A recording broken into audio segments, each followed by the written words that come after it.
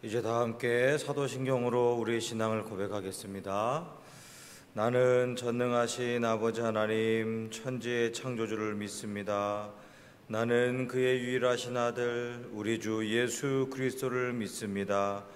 그는 성령으로 잉태되어 동정녀 마리아에게서 나시고 본디오 빌라도에게 고난을 받아 십자가에 못 박혀 죽으시고 장사된 지 사흘 만에 죽은 자 가운데서 다시 살아나셨으며 하늘에 오르시어 전능하신 아버지 하나님 우편에 앉아 계시다가 거기로부터 살아있는 자와 죽은 자를 심판하러 오십니다.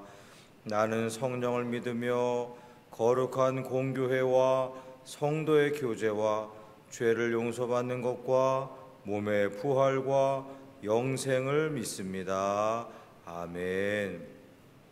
우리 다 함께 찬송가 463장을 찬양하겠습니다. 찬송가 463장입니다. 신자 되기 원합니다. 진심으로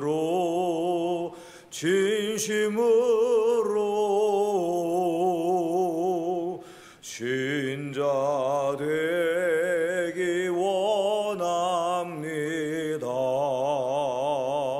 진심으로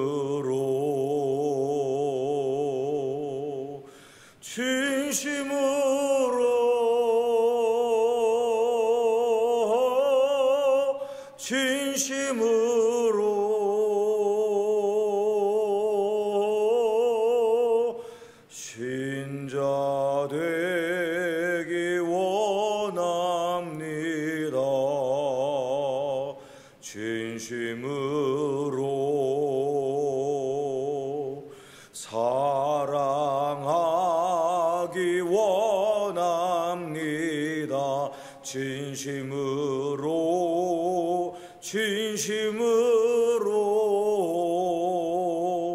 사랑하기 원합니다.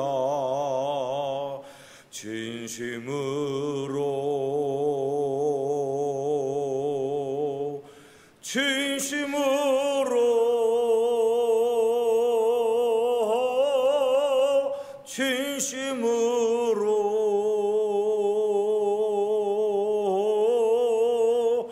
사랑하기 원합니다. 진심으로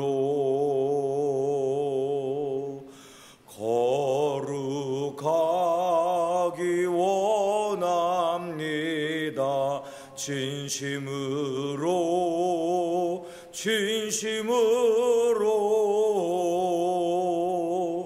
거룩하기 원합니다. 진심으로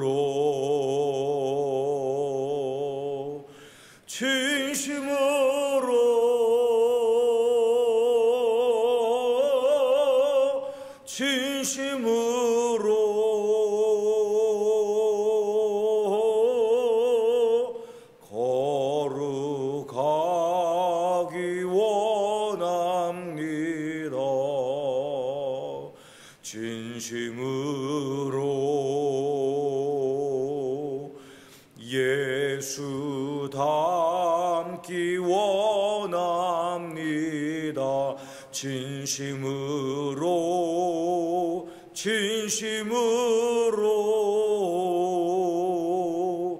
예수 닮기 원합니다.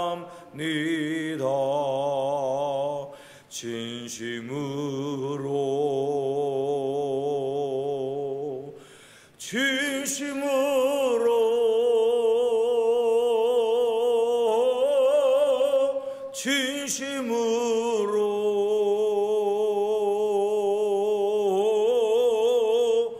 예수 닮기 원합니다. 진심으로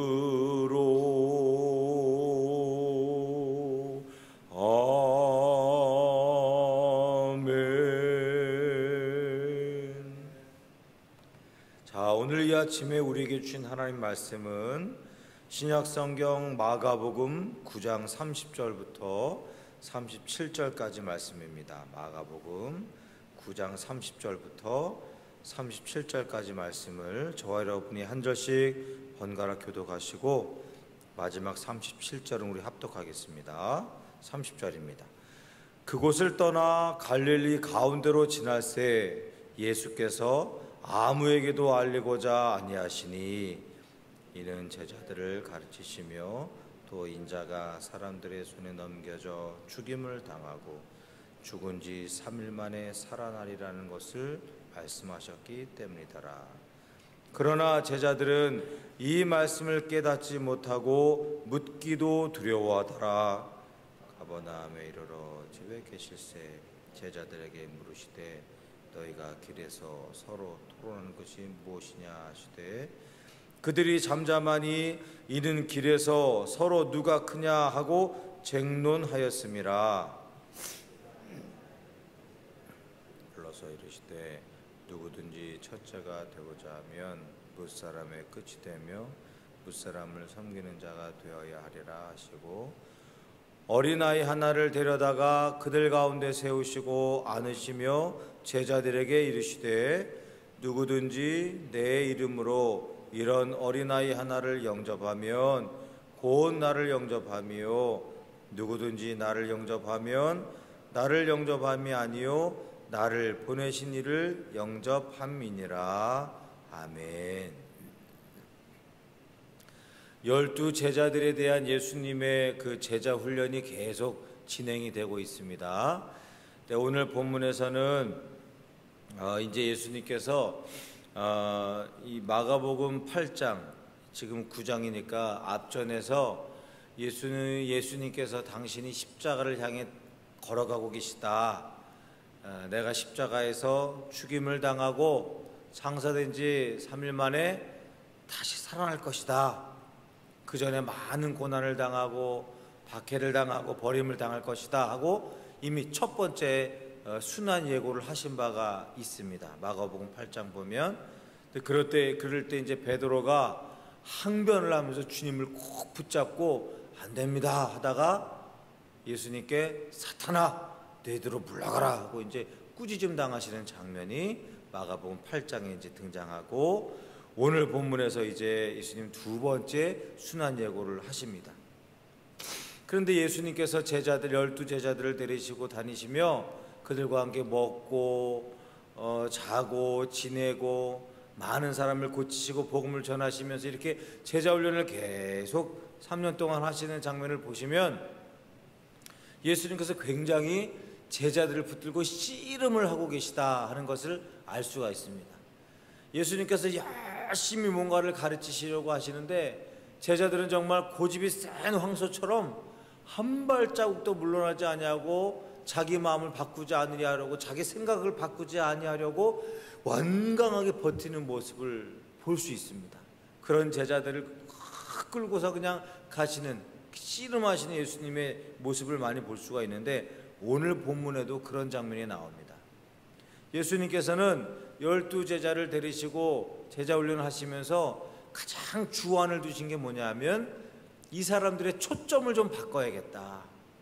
이 사람들이 바라보는 시각과 관점을 좀 바꿔야겠다 하시면서 의도적으로 그 제자들을 훈련하신 항목들이 있습니다. 어떤 초점을 바꾸려고 이렇게 애를 쓰셨냐 하면 예를 들어 오늘 본문을 보면 지독하게 바뀌지 않는 제자들의 그 초점 첫 번째는 뭐냐 하면 예수님께서는 저들의 눈이 저들의 시각이 죽음이 아니라 부활에 초점이 맞춰지기를 원하셨습니다. 그래서 순환 예고를 1차, 2차, 3차 세 번의 십자가 사건에 대해서 언급하시면서 오늘 본문 31절 보시면 이는 제자들을 가르치시며 또 인자가 사람들의 손에 넘겨져 죽임을 당하고 거기서 끝나는 게 아니고 어떻게 되죠? 죽은 지 3일 만에 살아나리라 이 말씀을 항상 하십니다.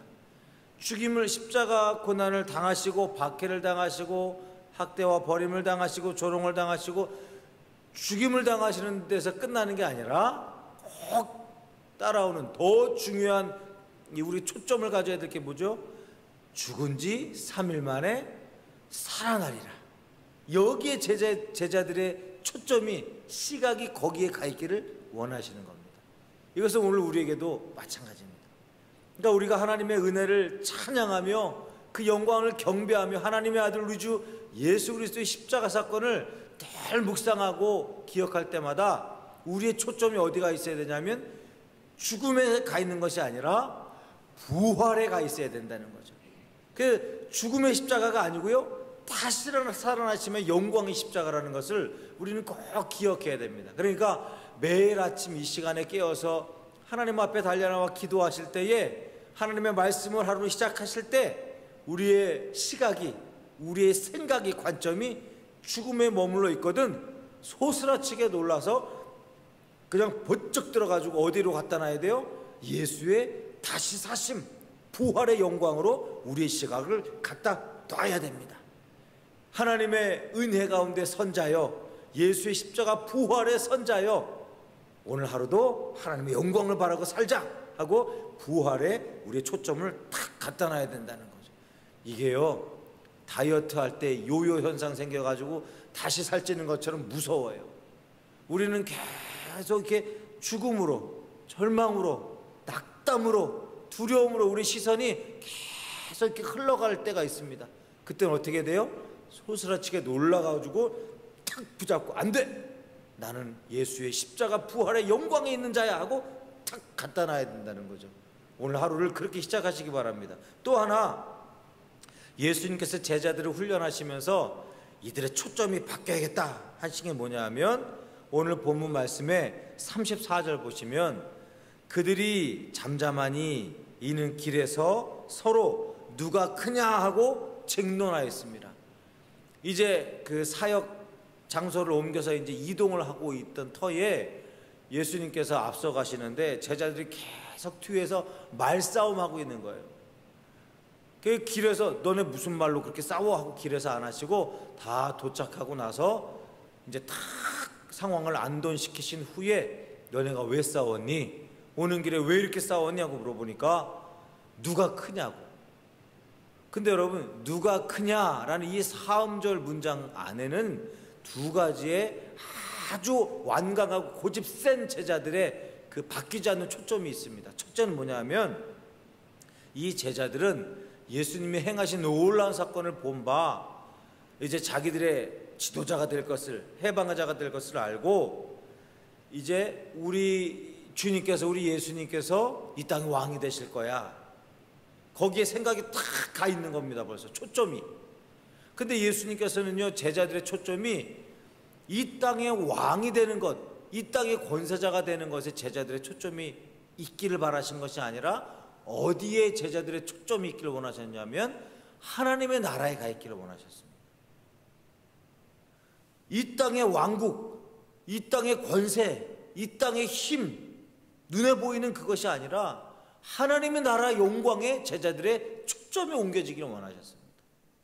또 하나 뭐냐면, 누가 크냐, 왜 제자들이 이거 가지고 싸웠냐 하면 저들의 생각 속에는 누가 힘이 세냐, 앞으로 이제 우리 주님께서 왕이 되시면 내가 오른쪽에, 네가 왼쪽에, 내가 어디에, 이거는 세상 권력, 세상 힘 얘기하는 거잖아요. 그게 중요하다고 여기는 거잖아요. 근데 예수님의 초점은요, 그렇지 않았습니다. 오늘 우리가 함께 불렀던 찬송가처럼 누가 힘이 세냐가 아니고 누가 나의 참 제자냐, 거기에 예수님의 초점이 항상 맞춰져 있었습니다. 제자들도 그것에 주목하기를 바라셨어요.